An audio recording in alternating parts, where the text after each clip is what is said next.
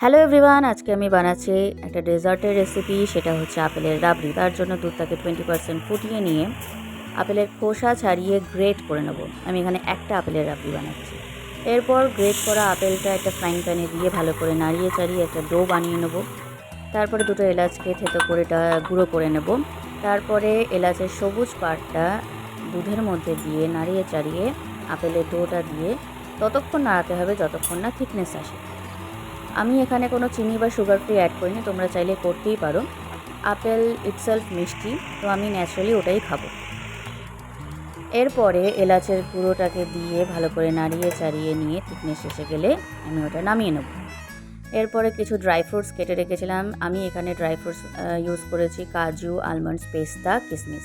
তোমরা তোমাদের মতো ইউজ করতে পারো। এরপর ফ্রিজে রেখে ঠান্ডা ঠান্ডা এনজয় করব আপেলের রাবড়ি।